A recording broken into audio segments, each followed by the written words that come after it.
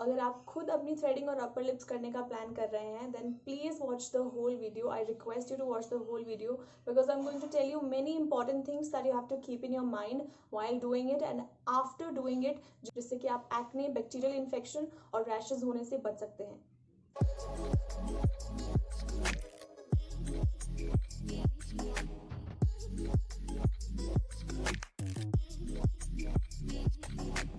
Hey guys, welcome back to my channel. I am Abha and I'm back with a yet another video.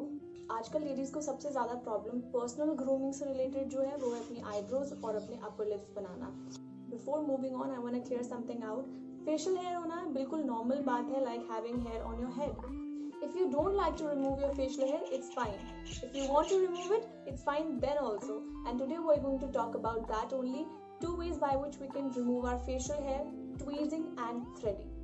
So without any further ado, let's get started. कई लोगों को problem होती है कि जैसे वो threading या फिर अपर लिप्स करते हैं तो उनको पिंपल्स हो जाते हैं, बम्प्स हो जाते हैं या फिर रैशेज हो जाते हैं और बहुत ज़्यादा पेन भी होता है. तो और हम अभी उसी के बारे में डिस्कस करने वाले हैं कि आप क्या क्या प्रिकॉशंस कर सकते हैं जिससे कि आप इन चीज़ों से बच सकें.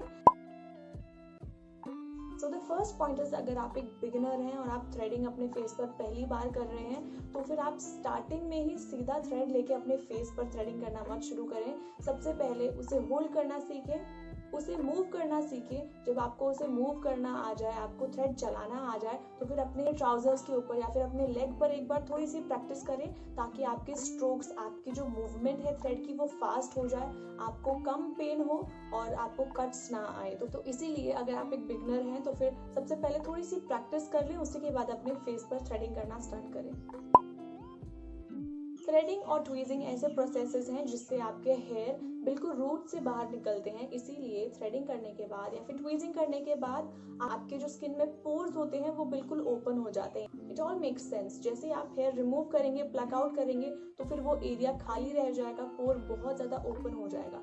सो it is very important to maintain hygiene and cleanliness. अगर आप अपने फेस को गंदे हाथों से टच करते हैं तो फिर बैक्टीरिया आपके पोर्स के अंदर चले जाता है और पिंपल्स हो जाते हैं, एक्ने हो जाते हैं या फिर बम्प्स हो जाते हैं, रैशेज हो जाते हैं. तो उस चीज़ से प्रिवेंट करने के लिए सबसे पहले अपना हैंड वॉश करें, उसके बाद अपना फेस वॉश करें, अपने टूल्स को अच्छे से सैनिटाइज करें, उसी के बाद प्रोसेस स्टार्ट करें. आपको इस चीज़ का ध्यान रखना है, क्लीनलीनेस बहुत ज़्यादा ज़रूरी है.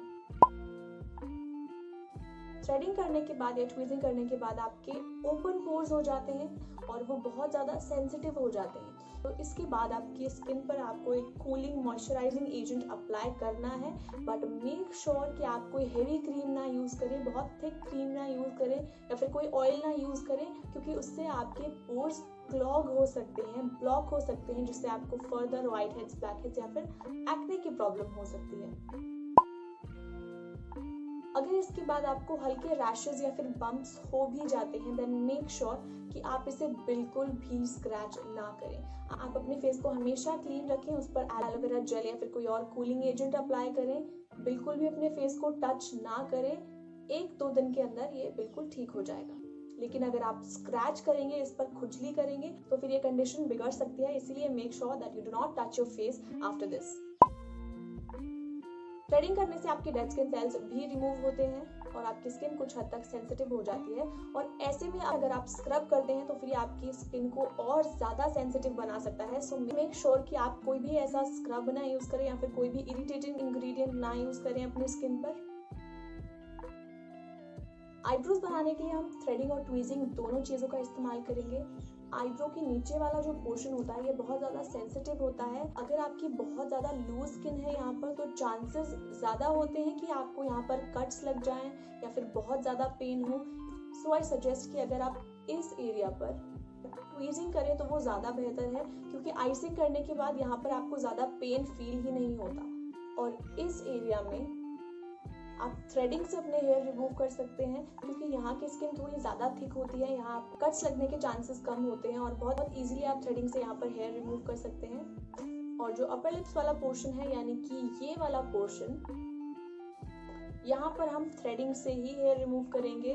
आप आइसिंग कर सकते हैं पेन को रिड्यूस करने के लिए, बट अगर आप एक बिगिनर हैं तो फिर मैं आपको पहले ही बता दूं कि यहाँ काफ़ी ज़्यादा पेन होता है. अगर आपके पास थ्रेडिंग वाली थ्रेड है तो फिर वो बहुत अच्छी बात है, लेकिन अगर आपके पास वो नहीं है तो आप नॉर्मल थ्रेड भी यूज़ कर सकते हैं जो कि हमारे घर पर अवेलेबल होती है। Make sure that it's clean. And tweezing करने के लिए हम यूज़ करने वाले हैं ये ट्वीजर्स। मेक श्योर कि बहुत ज़्यादा शार्प ना हो क्योंकि इससे स्किन कट भी हो सकती है। स्टार्ट करने से पहले अपने हाथों को क्लीन करने के लिए उसे सैनिटाइज करें।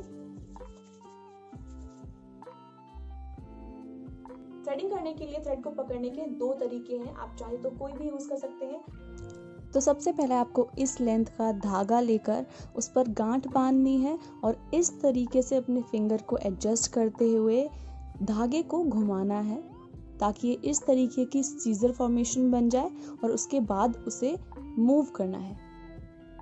थ्रेडिंग करते हुए आपकी जो हेयर ग्रोथ की डायरेक्शन है आपको उसके अपोजिट थ्रेड चलाना है, कुछ इस तरीके से। तो दूसरे मेथड के लिए आपको थ्रेड का एक एंड लेके अपने अंगूठे के अराउंड इस तरीके से लपेटना है और दूसरा एंड आपको अपनी फिंगर के ऊपर इस तरीके से लपेटना है। उसके बाद एक सीजर फॉर्मेशन बनानी है कुछ इस तरीके से और फिर इसे मूव करना है और यूज करना है। इसे भी आप हेयर ग्रोथ की अपोजिट डायरेक्शन में ही यूज करेंगे। थ्रेडिंग और ट्वीजिंग का सबसे बड़ा डिसएडवांटेज होता है इससे होने वाला पेन। और अगर आप चाहते हैं कि आपको पेन कम हो ऐसा करने से पहले तो फिर आप आइस क्यूब्स अप्लाई कर सकते हैं अपने फेस पर, उस एरिया पर जहां पर आपने थ्रेडिंग या ट्वीजिंग करनी है। आइस आपके फेस के पार्ट्स को जहां पर भी आप अप्लाई करेंगे उसे नंब कर देगा और आपको पेन जो है वो ज़्यादा फील नहीं होता है। आईब्रोज में मेरे केस में तो मुझे बिल्कुल भी पेन फील नहीं होता है आफ्टर आई डू आइसिंग। अगर आप डायरेक्ट आइस की कूलनेस को बेयर नहीं कर सकते तो आप कुछ इस तरीके से टिश्यू में आइस को रैप करके उसे यूज कर सकते हैं। प्रिकॉशंस और प्रिपरेशन के बाद अब बारी है प्रोसेस। तो चलिए देखते हैं कि किस तरीके से आपको अपने फेशियल हेयर रिमूव करने हैं। आइसिंग करने के बाद अपने स्किन को मैंने अच्छे से ड्राई कर लिया है। मैं आपको राइट साइड की आईब्रो बना के दिखाऊंगी। सबसे पहले मैं आईब्रो के लोअर पोर्शन में ट्वीजिंग कर रही हूँ, यानी कि ट्वीजर की मदद से हेयर रिमूव कर रही हूँ in the direction of the hair growth. जिस डायरेक्शन में हेयर ग्रोथ है आपको उसी डायरेक्शन में प्लग करना है, लेकिन जो बहुत छोटे बाल हैं आप उसे अपोजिट डायरेक्शन में भी प्लग कर सकते हैं। मैंने अपनी आईब्रोज को रेज किया हुआ है, लिफ्ट किया हुआ है। आप चाहें तो अपने दूसरे हाथ से इसे स्ट्रेच भी कर सकते हैं ताकि आपको ज़्यादा पेन ना हो और आपको जो हेयर हैं वो इजीली विजिबल हो। इस पोर्शन में हेयर की ग्रोथ अपवर्ड्स है तो फिर मैं अपवर्ड डायरेक्शन में हेयर को प्लग कर रही हूँ, लेकिन जो बहुत छोटे बाल रह जाते हैं बाद में आप उसको इस तरीके से एक क्विक मूवमेंट में रिमूव कर सकते हैं, कुछ इस तरीके से।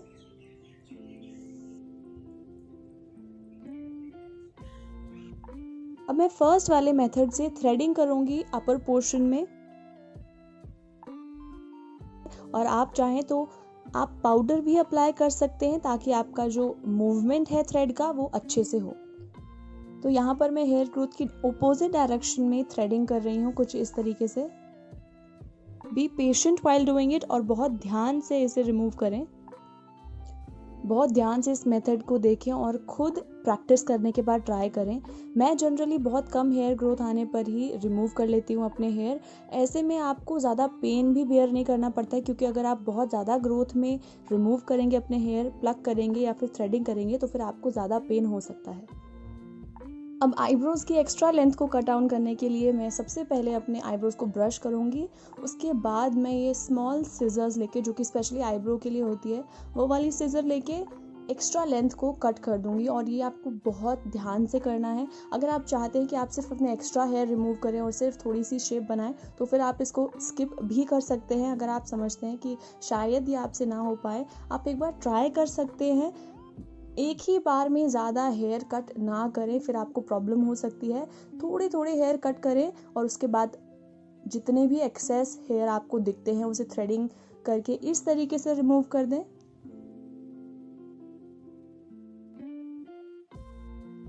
आईब्रोज मेरी बन चुकी है। अब मैं नेक्स्ट अपर लिप्स के हेयर रिमूवल के लिए सबसे पहले अपना माउथ का एरिया क्लीन करके वहाँ पर आइसिंग करूँगी। आइसिंग के बिना अगर आप करते हैं थ्रेडिंग अपर लिप्स एरिया में तो आपको काफ़ी ज़्यादा पेन होता है, बट अगर आप आइसिंग करें तो फिर आपका पेन बहुत हद तक कम हो सकता है। आइसिंग करने के बाद अपने फेस को ड्राई कर लें। आप चाहें तो पाउडर भी अप्लाई कर सकते हैं। उसके बाद इस तरीके से छोटे छोटे एरियाज़ में आप थ्रेडिंग करना स्टार्ट करें। इस एरिया में आप मम करके, यानी कि इस तरीके से अपने लिप्स को बंद करके और स्ट्रेच करके थ्रेडिंग कर सकते हैं। और साइड्स पे थ्रेडिंग करने के लिए आप इस तरीके से अपनी टंग रख सकते हैं ताकि आपकी स्किन अच्छे से स्ट्रेच हो। यहाँ पर भी आपको थ्रेडिंग करने के लिए हेयर ग्रोथ की अपोजिट डायरेक्शन में थ्रेड को मूव करना है। अपर लिप्स में थ्रेडिंग करते हुए आपको पेन होता है स्टार्टिंग में, बट जैसे ही आप करते हैं इसे, ये एरिया नम हो जाता है और उसके बाद आपको बहुत ही कम पेन फील होता है। कंप्लीट होने के बाद भी एक बार फिर से पूरे एरिया में इस तरीके से थ्रेडिंग करें टू इंश्योर कि सारे बाल रिमूव हो चुके हैं। अगर आपको आईब्रो की शेप बनाने में प्रॉब्लम आती है तो फिर आप ये ट्रिक यूज़ कर सकते हैं। इस ट्रिक को यूज़ करके आपको अपनी आईब्रो पर एक शेप बनानी है, जो भी आपकी डिज़ायर्ड शेप है। फिर उससे बाहर जितने भी हेयर हैं आपको बस उसे रिमूव करना है। तो सबसे पहले आपको मिड नोज से ऊपर जाते हुए अपनी आईब्रो की स्टार्टिंग मार्क करनी है। उसके बाद आईज को स्ट्रेट रखते हुए अपने मिड नोज से जहाँ आपका प्यूपिल एंड होता है उस एंगल में आपको अपनी आईब्रो की जो आँख है उसे मार्क करना है। उसके बाद आपकी मिड नोज से जहाँ आपकी आईज एंड हो रही है वहाँ पर आपको आईब्रोज की एंड मार्क करनी है। इन मार्किंग्स को ट्रेस करते हुए आप एक शेप बना लें अपनी आईब्रोज की। इस शेप से बाहर जितने भी हेयर होंगे एक्स्ट्रा वो आपको रिमूव करने हैं, और आप ध्यान से करेंगे इसे तो फिर आपकी आईब्रोज बहुत अच्छी बनेंगी।